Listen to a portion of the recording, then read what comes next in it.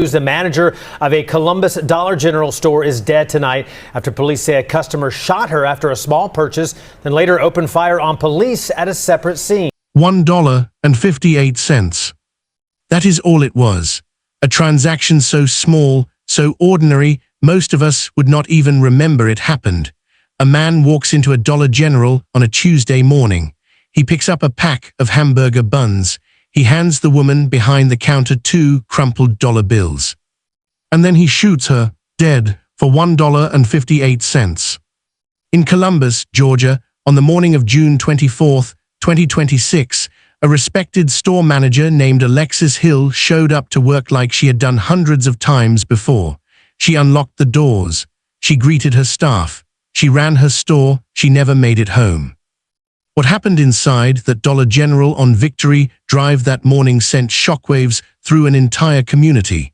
And what happened just hours later at a second scene across town turned an already devastating story into something even more chaotic, more violent, more heartbreaking. This is not a story about a robbery gone wrong. Investigators have found no evidence this was about money. This is a story about a woman who gave everything to her job, a mother, a sister, a godmother, who was taken in the most senseless way imaginable, and right now, no one knows why. Stay with me, because every detail of this case matters, and Alexis Hill deserves to have her story told right. If you are new here, make sure you hit that subscribe button and turn on notifications. We cover real cases, real people, and real stories, and we never sensationalize them. Now let us get into it. Before we talk about what happened, let us talk about who Alexis Hill was, because she was more than a headline. Alexis was 44 years old. She was the manager of the Dollar General on Victory Drive in Columbus, Georgia, and by every account from the people who knew her, she was the kind of person who made a room feel warmer just by being in it. Her friends described her as sweet, positive, someone who could make you laugh without even trying.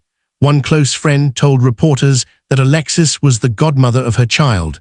Think about that. The kind of woman people trusted with something that precious. She loved her job. That is the part that sticks with you. In a world where a lot of people just clock in and clock out, Alexis cared. She worked with everything she had, and she truly loved what she did. She was a mother of 3 sons, 3 boys who woke up on June 24th with a mother and went to sleep that night without one. According to her family, she had plans. She was looking toward a fresh chapter, a new beginning. That future was stolen from her. Her brother, Jonathan Hill, put it simply when he spoke to reporters after her death. She cannot be replaced. 3 words, and somehow they say everything. Just sweet, kind, always willing to go out of her way to help someone and go the extra mile. Yeah. You know, she'd give the shirt off her back if she needed to. She was always helping people. Alexis Hill was not a statistic. She was a real woman with real love and real plans for her life. Remember that as we go through what happened next.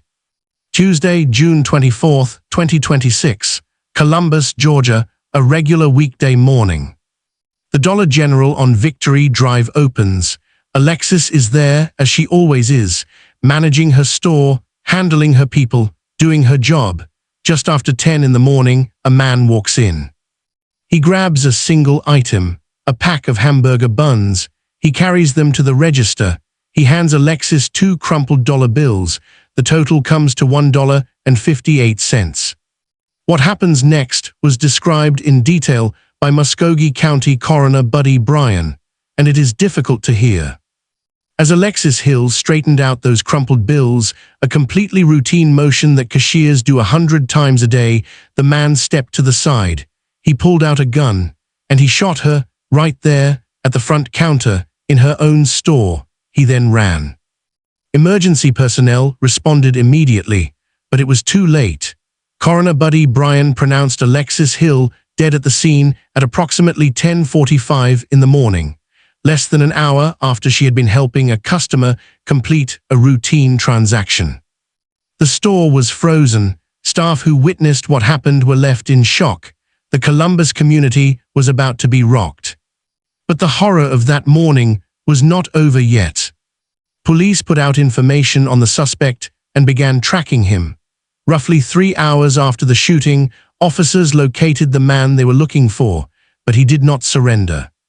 Near Baker Plaza Drive, according to Columbus police, the suspect opened fire again. This time he shot a police officer. He also shot a police dog named Havoc, a 2-year-old German Shepherd who had been deployed to help track him down. Havoc was hit badly enough that he had to be airlifted to a veterinary facility in Auburn for emergency treatment. Officers returned fire. The suspect was killed. In the span of a single Tuesday morning, Columbus, Georgia had gone from normal to a crime scene to a police-involved shooting to a community in mourning. And at the center of it all was one woman who had just been trying to do her job. We are halfway through this story, and I want to take a second to say, if this kind of coverage matters to you, please subscribe and drop a comment below. It genuinely helps more people find stories like Alexis Hill's. Now let us keep going, because the next part of this case raises serious questions that still have no answers. So who was the man who walked into that Dollar General? Authorities identified him as Jerome Willis, 33 years old, of Columbus, Georgia. That identification came from the Muskogee County Coroner's Office and was later confirmed by Columbus police and multiple news outlets. Willis entered the store. He made a purchase totaling $1.58. He was handed change, and instead of walking out, he shot the woman serving him. There is no confirmed motive. Let me repeat that because it matters enormously to this story. As of the most recent reporting, in late June 2026, Columbus police have not released any known history between Jerome Willis and Alexis Hill. They have not announced any confirmed motive for what he did. Here is what we know from investigators and the family.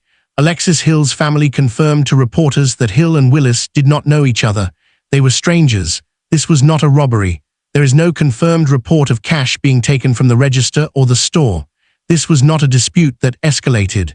There was no argument, no raised voices. According to the coroner's account, the interaction was ordinary right up until it was not. A man handed her 2 crumpled dollars. She straightened them. He stepped aside and pulled the trigger. Why? That question has not been answered, and in some ways, that silence is one of the most disturbing parts of this entire case. What we do know about Willis comes primarily from the events of that day. After shooting Alexis Hill, he fled on foot. Police pursued him across Columbus when they caught up to him near Baker Plaza Drive. Approximately 3 hours after the Dollar General shooting, he did not comply. He shot a police officer. He shot Havoc, and when officers returned fire, Jerome Willis was killed. The officer he wounded has since been treated and is expected to make a full recovery. Havoc, the 2-year-old German Shepherd who was airlifted to Auburn, is in stable condition, though he required surgery. Because Willis was killed in a police-involved shooting, the Georgia Bureau of Investigation has opened a separate investigation into the conduct and circumstances of that confrontation. This is standard procedure in the state of Georgia whenever an officer-involved shooting results in death. It does not imply wrongdoing. It is protocol. The Georgia Bureau of Investigation has confirmed that investigation is ongoing. But what about the question every single person following this case keeps asking? Why did Jerome Willis walk into that Dollar General and kill Alexis Hill?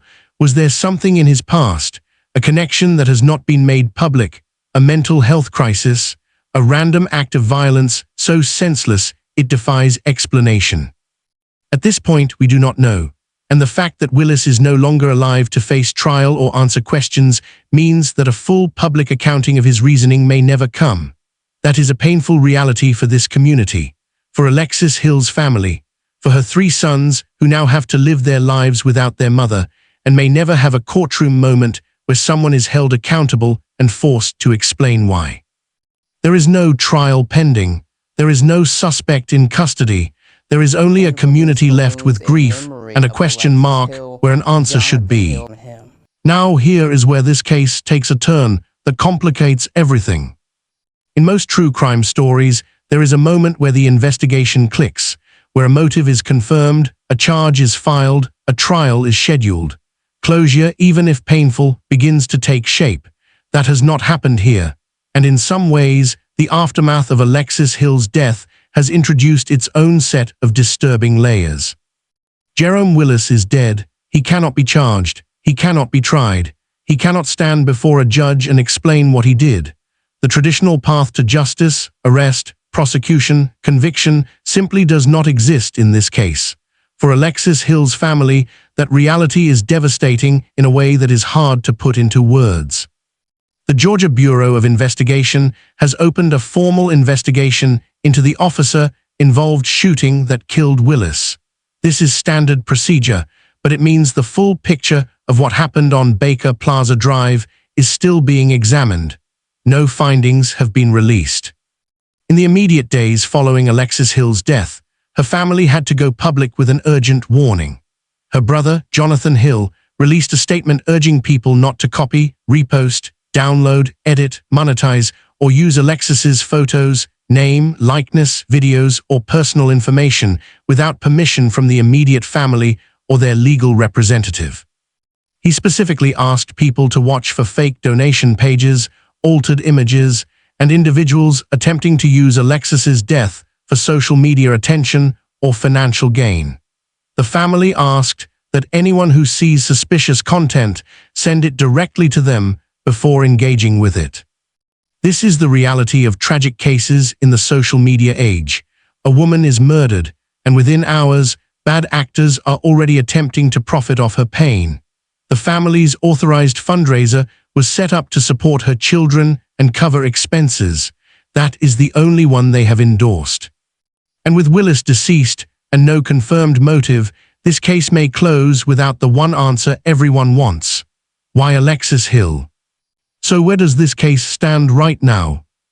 As of late June 2026, Alexis Hill, 44 years old, is dead.